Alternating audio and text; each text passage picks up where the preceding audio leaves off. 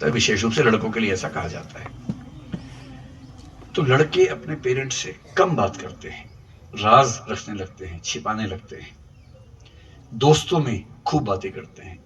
Gang as एक शब्द चलता है इस उम्र के लिए। एक गैंग बन जाती 3-4 बच्चों का, आपस में वो खूब रोचक बातें करते हैं। उनको लगता है कि ऐसी बातें संसार में पहली बार वही कर रहे हैं, जबकि हर पीढ़ी के लोग कर रहे होते हैं और हर चार कदम पे कुछ ना कुछ कर रहे होते हैं लोग।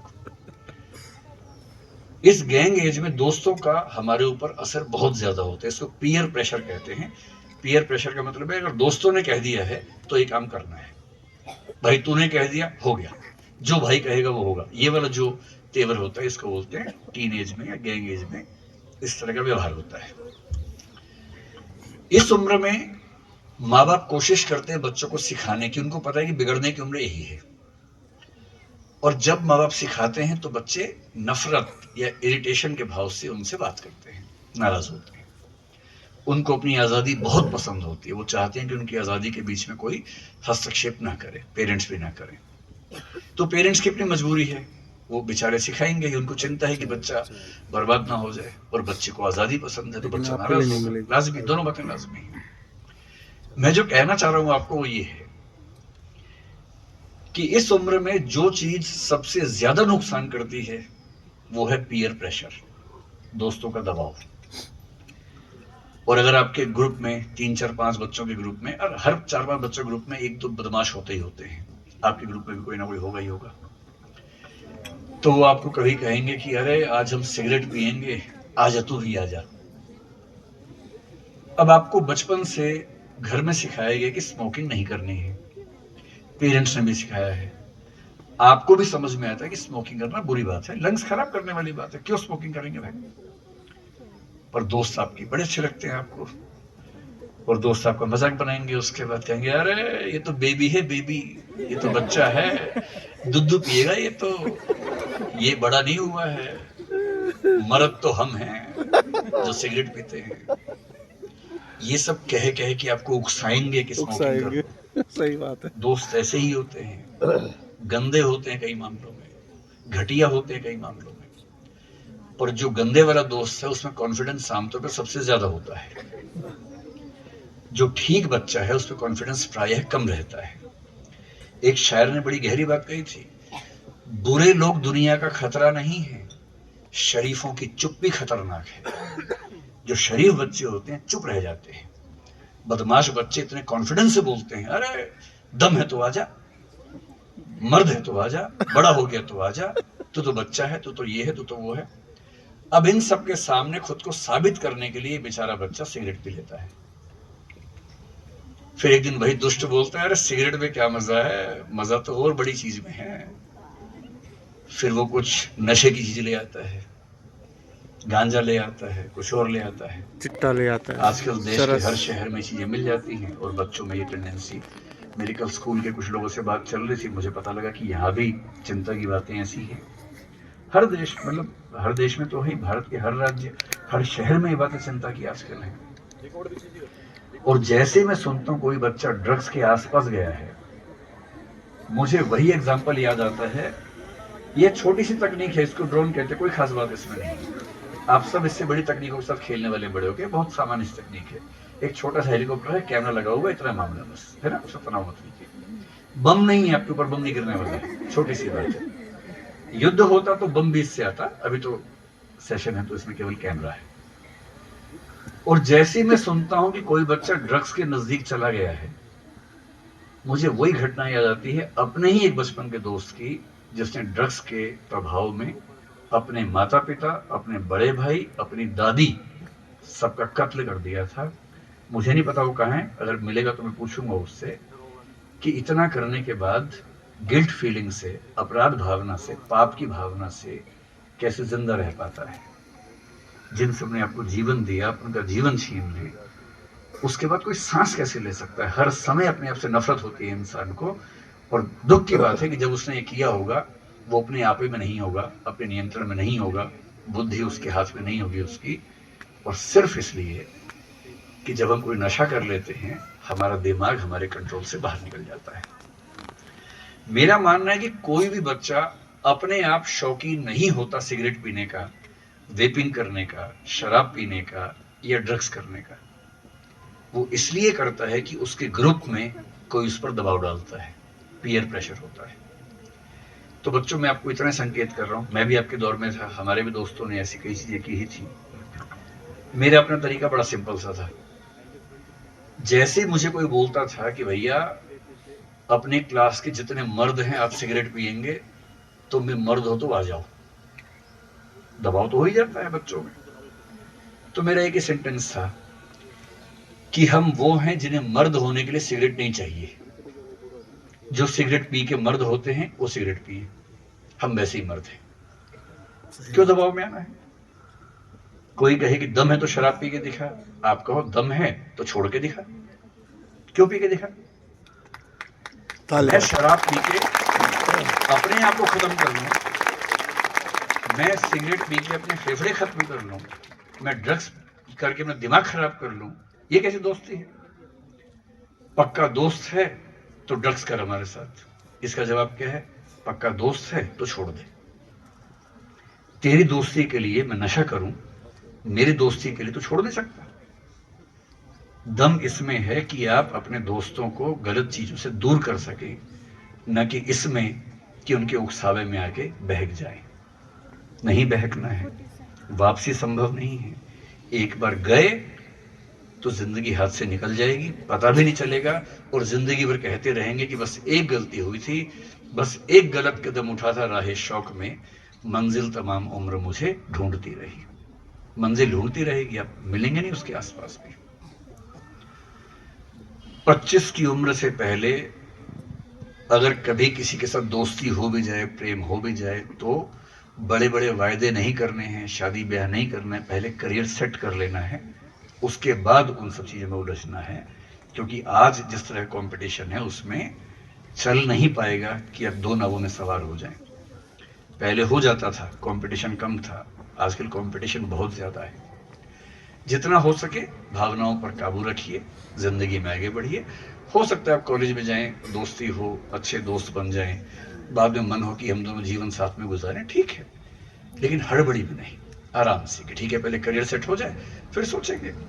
मैं ऐसे कितने लोगों को जानता हूँ कि आईएएस की तैयारी कर रहे थे, लड़का भी लड़की भी, दोनों ने प्रेम किया, वायदे कर लिए, उनमें से एक आईएएस बन गया, एक नहीं बन पाया। अब जो बन गया उसके जीवन के मूल्य बदल गए, उसके पेरेंट्स ने दबाव डाला, उसने छोड़ दिया, दूसरा व्यक्ति डिप्रेशन में जिंदगी भर परेशान होता रहा। क्यों ये सब करना है ना? एक कठिन प्रतिस्पर्धा के दौर में आप हैं, तो अपने आप को संभाल लेंगे कुछ समय, तो उसके बाद पूरी जिंदगी की सब सुख सुविधाएं आपके पास रहेंगी, और नहीं संभाल पाएंगे तो मुश्किल होगा। दो बातें मैंने आपसे कही। एक, सोशल मीडिया के दौर में तकनीक का दुरुपयोग नहीं करना है, क्योंकि कोई ना कोई आपको देख रहा है हमेशा। फंस जाएंगे तो परेशान कर देगा, और गलती से कुछ हो जाए तो पेरेंट्स को बता देना है, छिपाना नहीं है। पेरेंट्स ही हैं जो आपको बचा पाएंगे किसी भी ऐसे मामले में, और कोई नहीं बचा पाएगा दुनिया में। दूसरी बात मैंने आपसे क्या कहा, 25 साल की उम्र तक जब तक प्री फ्रंटल कॉर्टेक्स ठीक से विकसित ना हो जाए, इमोशंस को कंट्रोल में रखना है।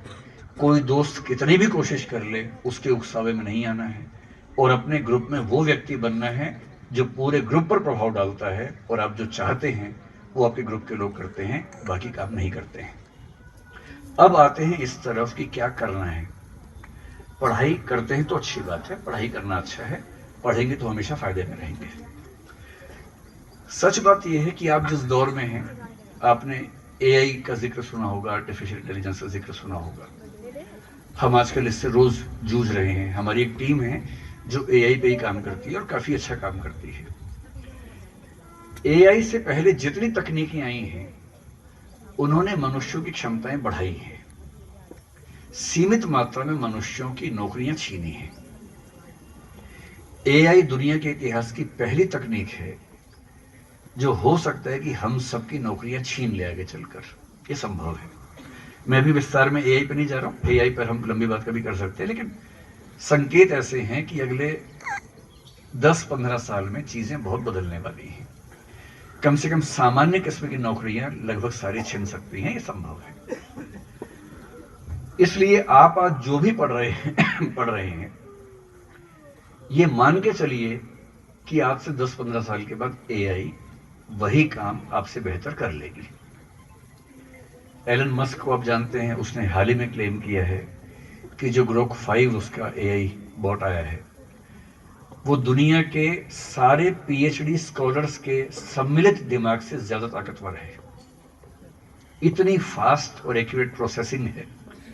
वो सारी भाषाएं जानता है, सारे विषय जानता है, सारे विषयों का आज तक का सारा डेटा उसके अंदर है, सारी भाषाएं उसके पास हैं। उसकी प्रोसेसिंग की स्पीड हमसे कई करोड़ गुना ज्यादा है। इसलिए हम मशीन से टकरा पाएंगे 10-15 साल बाद तो ये असंभव हो जाएगा। आज फिर भी थोड़ा संभव है, आगे चल के मुश्किल होने वाला है। ये मैं क्यों कह रहा हूं, मैं डरा नहीं रहा आप लोगों को। पहली बार तकनीक मनुष्य को रिप्लेस करने के मूड में दिख रही है। इसलिए आज से 10-15 साल के बाद कौन लोग दुनिया में सफल होंगे, अगर इसका अनुमान करना हो, वो बिल्कुल नहीं होंगे जिन्होंने अपने विषय में महारत हासिल की हुई है। क्योंकि हर विषय मनुष्य से बेहतर मशीन को पता होगा। मशीन क्या नहीं कर पाएगी, वो चीज है जो मनुष्य को सफल बनाएगी। और वो कौन सी चीजें हैं? मशीन अंतिम निर्णय कभी नहीं कर पाएगी, अंतिम निर्णय मनुष्य ही करेंगे। तो सबसे सफल व्यक्ति वो होंगे जिनमें निर्णय करने की क्षमता बेहतर होगी। ऐसा माना जा रहा है कि मनुष्य भावनाओं को समझने या भावनाओं को कंट्रोल करने के लायक शायद नहीं बन पाएगी, क्योंकि कॉन्शियसनेस एक बड़ी समस्या है आर्टिफिशियल इंटेलिजेंस के सामने। और मेरा मानना है कि कॉन्शियसनेस के लेवल पर अभी तो हमें नजर नहीं आ रहा कि एआई अगले 20, 30, 50 साल में ही पहुंच पाएगी। कॉन्शियसनेस का मतलब है फीलिंग का लेवल, मैं उसकी बात कर रहा हूं। बाकी तो बौद्धिक तो हो जाएगा, लेकिन फीलिंग के लेवल पर वो नहीं पहुंच पाएगी।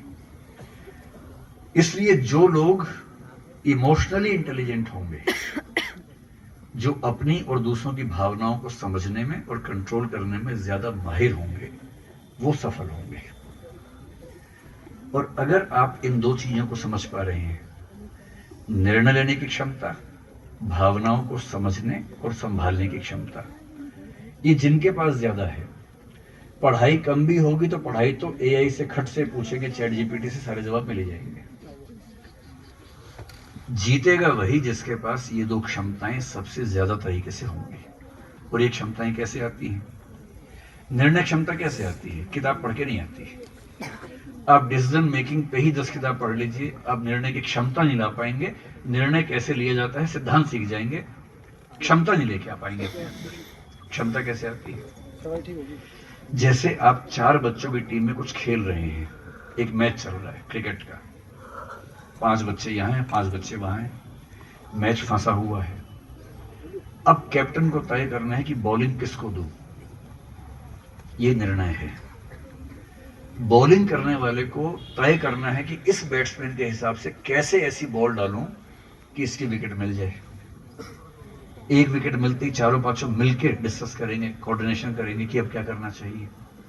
ये जो कलेक्टिव डिसीजन मेकिंग है, इंडिविजुअल डिसीजन मेकिंग है, ये आती है जीवन की विभिन्न परिस्थितियों से।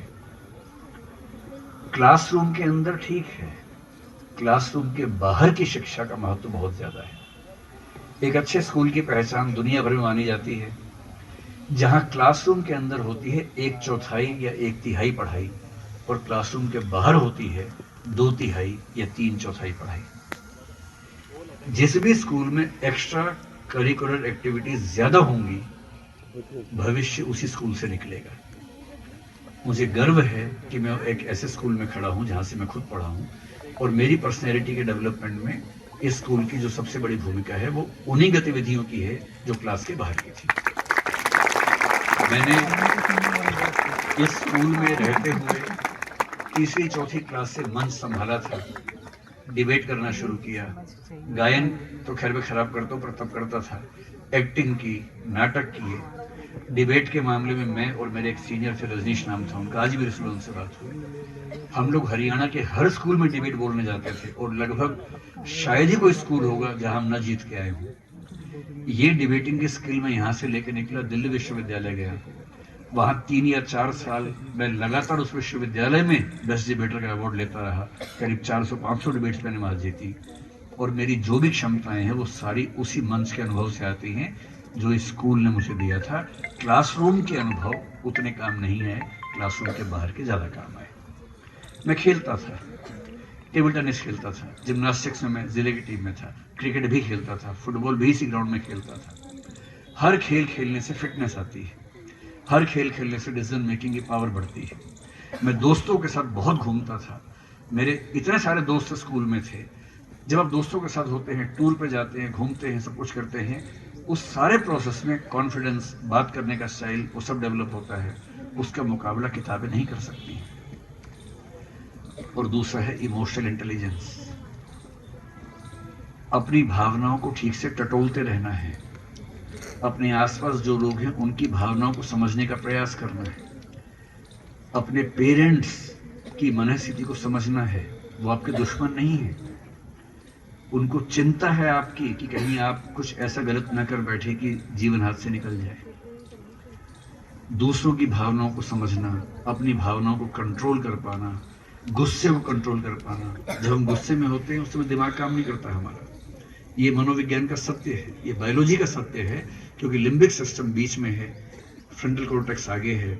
जब भावनाएं बहुत तेज होती है तो लिम्बिक सिस्टम की वजह से फ्रंटल कॉर्टेक्स तक हमारा प्रोसेस पहुंच ही नहीं पाता है।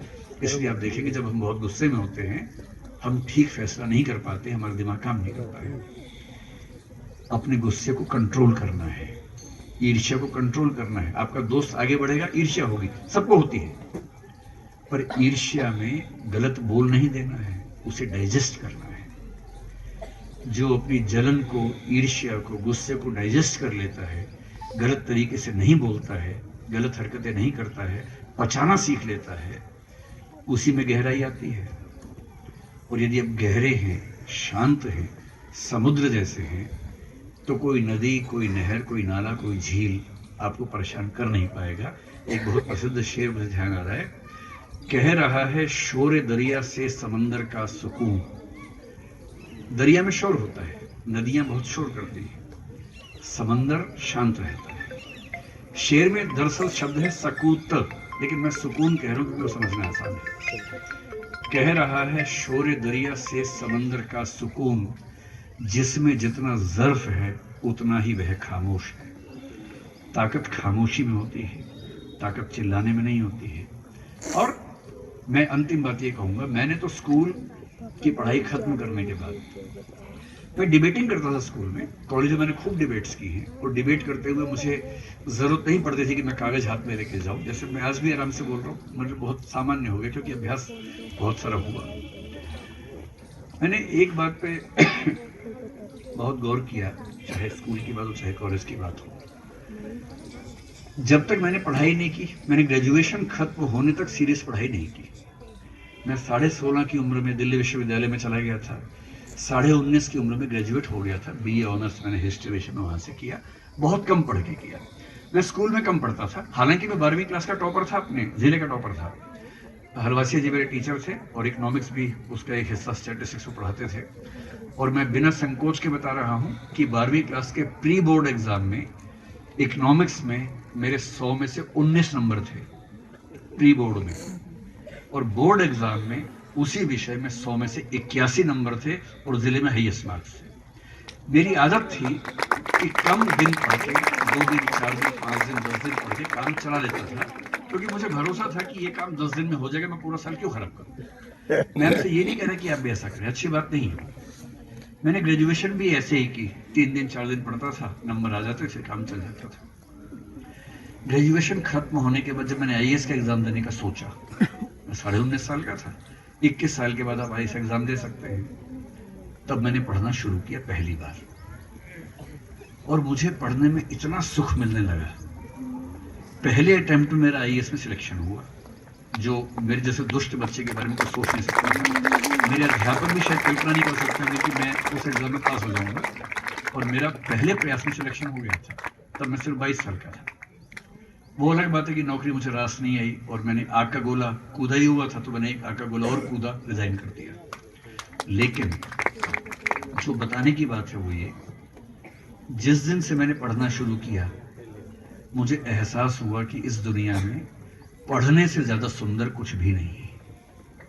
और आज अगर आप मुझसे पूछे कि मैं क्या करता हूँ, मेरा मुख्य काम है पढ़ना, खाली समय में नौकरी करता हूँ। मुझे बस चले मेरा तो मैं आज भी रोज कम से कम 7-8 घंटे पढ़ने का प्रयास करता हूँ। क्या पढ़ता हूँ? कुछ भी, कोई भी विषय पढ़ता हूँ। जो नया विषय सामने मिलता है पढ़ना शुरू कर देता हूँ, क्योंकि मैंने पाया है एक किताब पढ़ने का मतलब होता है किसी व्यक्ति के जीवन के 30, 40, 50 साल के सार को समझ लेना। पढ़ने से सुंदर कुछ नहीं है जीवन में। मैं अपने अनुभव से बता रहा हूं, दुष्ट विद्यार्थी से पढ़ाकू व्यक्ति बनने की यात्रा के बाद बता रहा हूं। इसलिए जब जब क्लास में कुछ पढ़ाई हो, बस पढ़ाई को एंजॉय करना है, ये समझना है कि ये मेरे काम कैसे आएगी। हिस्ट्री इसलिए नहीं पढ़ना है कि नंबर लेने हैं, हिस्ट्री इसलिए पढ़ना है कि कोई भी व्यक्ति अपने वर्तमान को समझ ही नहीं सकता अगर उसे ये ना पता हो कि हमारा इतिहास कैसा था। इतिहास हमें आज का समय समझने के लायक बनाता है। भूगोल याद नहीं करना है, अक्षांश रेखा, देशांतर रेखा, लैटिट्यूड, लॉन्गिट्यूड याद नहीं करना है, समझना है कि लॉन्गिट्यूड ना हो तो समय का अंतराल कैसे होगा, लैटिट्यूड ना हो तो सर्दी गर्मी का अंतराल कैसे होगा। जब आप इस बात को समझेंगे कि भिवानी में ठंड क्यों ज्यादा होती है सर्दियों में, या गर्मी क्यों ज्यादा होती है, क्योंकि इतने लैटिट्यूड पे है, और कश्मीर का लैटिट्यूड इससे अलग है, इसलिए वहाँ सर्दी ज़्यादा होती है, और साइबेरिया में और ज़्यादा, ग्रीनलैंड में और ज़्यादा होती है। और अफ्रीका में लोग काले क्यों हो जाते हैं, क्योंकि वहाँ गर्मी बहुत ज़्यादा है, वो भूमध्य रेखा के नज़दीक रहता है। जब आप ऐसे समझेंगे तो पढ़ने का मजा आएगा। जब आपको ये समझाए कि भाई अमेरिका में इस समय इतने बजे, यहाँ इतने बजे, क्यों इतने बजे हैं, लॉन्गिट्यूड समझना है कि लॉन्गिट्यूड्स में समय को बांटा गया है, और इसलिए इस समय ऑस्ट्रेलिया में इतने बजे होंगे, अंदाजा करना है।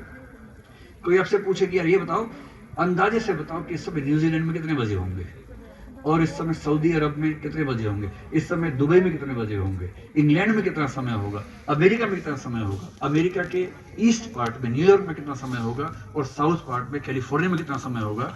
जब आप अंदाजे से बताने लगे और सही बताएं, इसका मतलब है कि पढ़ाई को आपने जिया है, केवल रटा नहीं, रटना नहीं है, पढ़ाई को जीना है।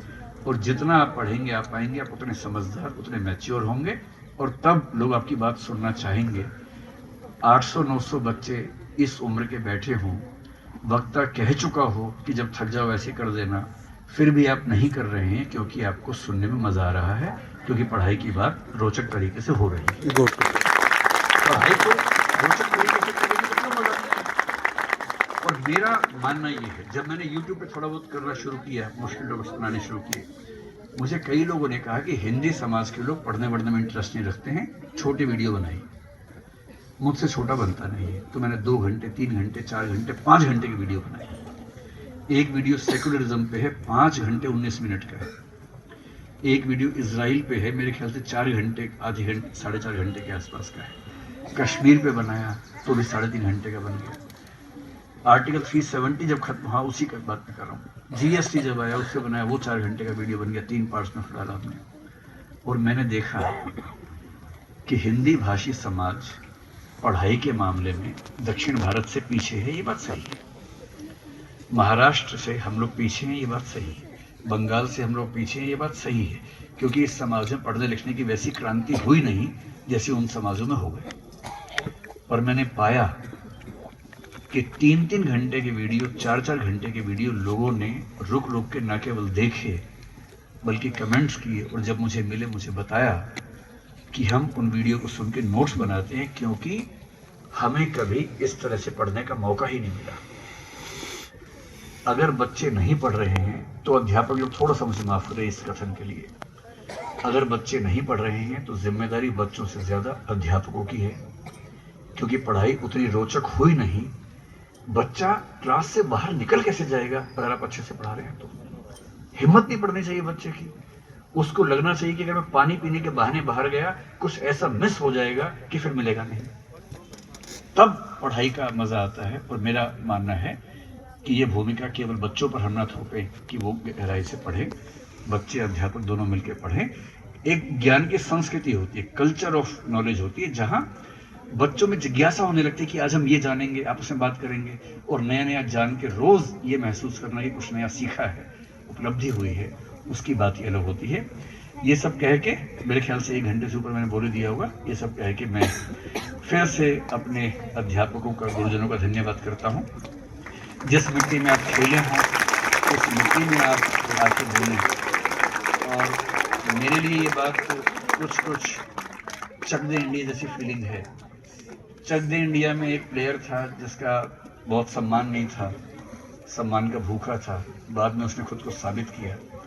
मैं स्कूल में एक अच्छे विद्यार्थी के रूप में, मतलब डिबेट्स के रूप में मैं बहुत विख्यात था, पढ़ाकू व्यक्ति के रूप में बिल्कुल विख्यात था, बल्कि कुख्यात था। मैं उस समय बहुत बदनाम था। तो मेरे लिए ये मोमेंट कि मैं आज इसी स्कूल में आमंत्रित किया गया हूँ बच्चों को कुछ सिखाने के लिए, चक दे इंडिया के शाहरुख खान जैसा मोमेंट है कि आखिर मैं साबित कर पाया कि मैं भी किसी लायक हूँ। बहुत बहुत धन्यवाद।